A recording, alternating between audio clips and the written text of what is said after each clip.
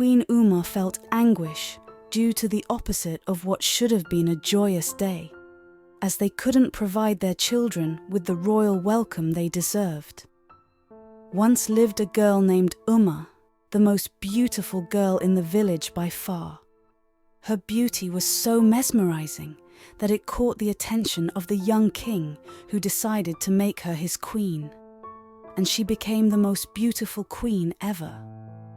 Her husband, King Ikenga, who ruled the kingdom, proudly took her wherever he went, as he was very proud of her.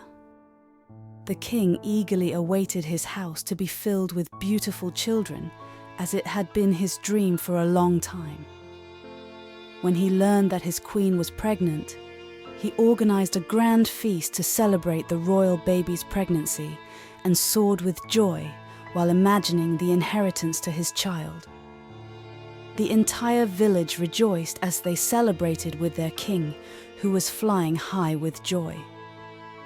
However, the unique beauty of the queen turned into sorrow a few months later on a fateful night, as the queen went into labor and gave birth not to one but 3 children. But to the king's surprise, the children bore no resemblance to their beautiful mother. Each of them was the complete opposite in body structure. When King Ikenga saw the babies, he didn't utter a word to his wife.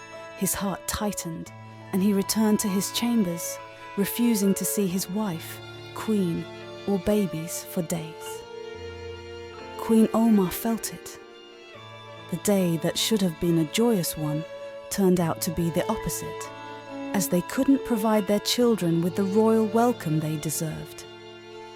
Days turned into weeks, and the king avoided the presence of the children, ordering them to stay away from him. They were to be kept away from the public, and it was forbidden for anyone outside the palace grounds to speak of the children.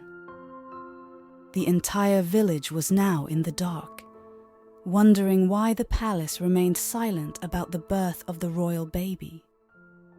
Although the queen was bedridden, no one knew that she had given birth to triplets.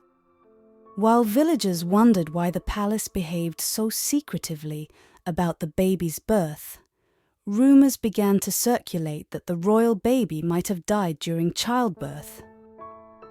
Despite Queen Amar, the royal child's mother, seeing the king's attitude towards his newborns and her love for her triplets with all her heart, she sang them to sleep at night, and laughter was a melody that filled her heart with joy. Weeks turned into months, months turned into years. Yet the king avoided the children like a plague, never interacting with them or showing any interest in them, and the children grew up deprived of their father's love.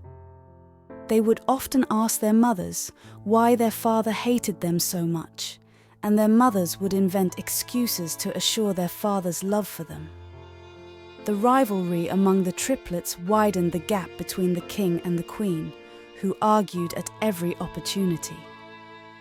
King Ikenga stopped attending public events with his beautiful wife Amar, raising suspicions. When the king announced one day that he would take a new wife, people wondered what could go wrong.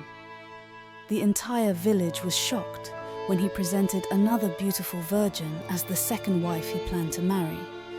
Queen Amar's heart was so broken that she watched the king shower such great love on his second wife, a love she once enjoyed until the night she gave birth, a night filled with broken dreams. Despite her heartbreak, Queen Amar poured all her love into her daughters, who lacked their mother's beauty. With her guidance, they grew into elegant young women, though the queen believed their beauty went unnoticed. Despite the mocking words of the king's second wife, Udo, who often laughed at them and ridiculed their appearance, the triplets remained respectful towards her, as their mother had taught them the importance of respect.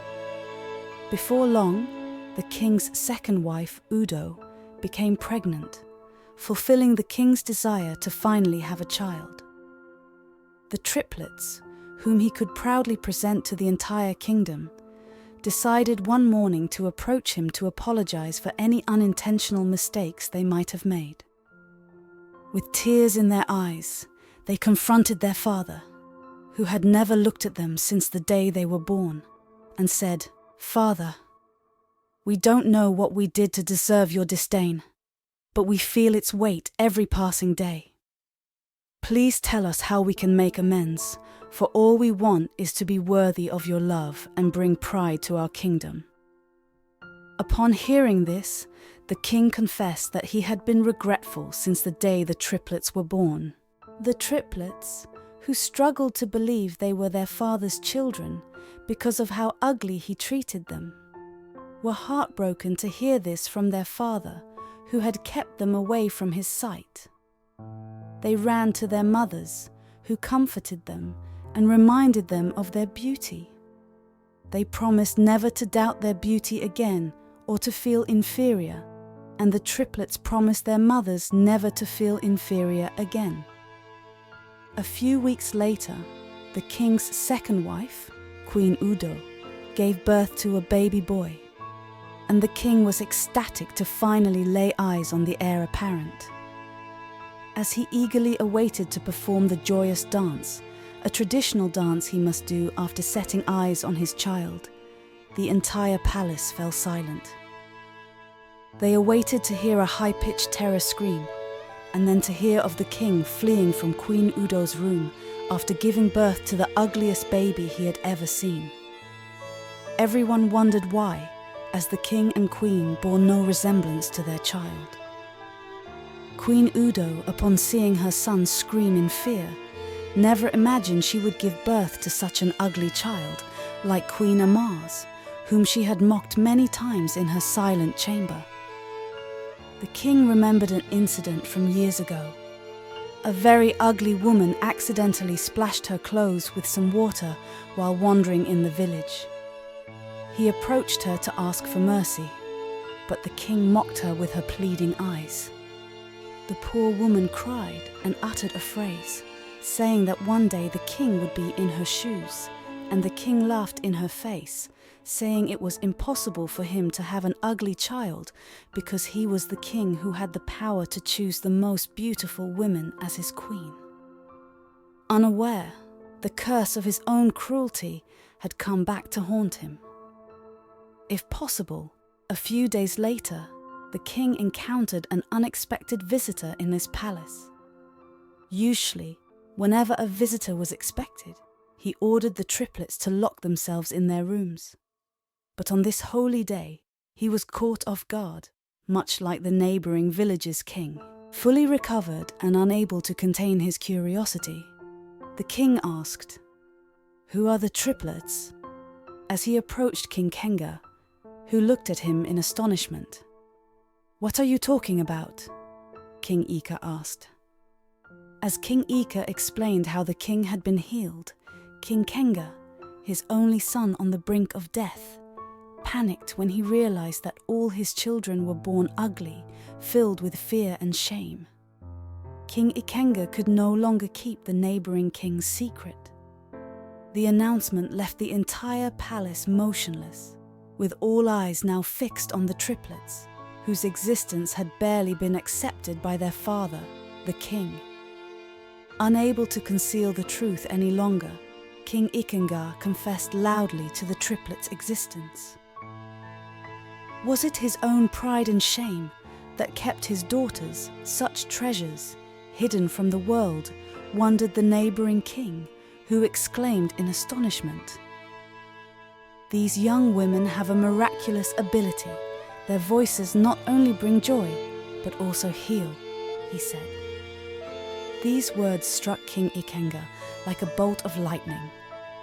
He had been so consumed by superficial appearances that he failed to recognize the true gift the triplets possessed with their songs. Overcome with remorse for his actions, King Ikenga turned to his daughters with tears in his eyes and asked, "Can you ever forgive me?" His daughters couldn't believe that their father had finally accepted it. Queen Amar, their mother who had watched them from the sidelines like her own children, spoke up saying, Even though our children have been kept in the shadows, they have always been a source of light and love. It's time to show them to the world. From that day on, they deserved to be seen and not hidden. The triplets were no longer concealed but celebrated throughout the kingdom, sought after by everyone for their melodic songs and their instant healing for those in need. King's second wife, Queen Udo, was humble.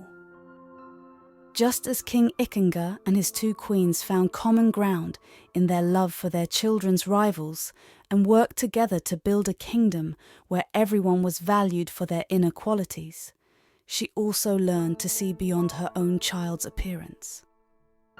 A turning point dedicated to becoming a true father to his children, which he had learned to love with all his heart. The lesson to be learned from this story is this: do not dictate your life based on the reflection in the mirror, but learn not to mock others based on the depth of your soul and the kindness in your heart, as you never know what the future holds.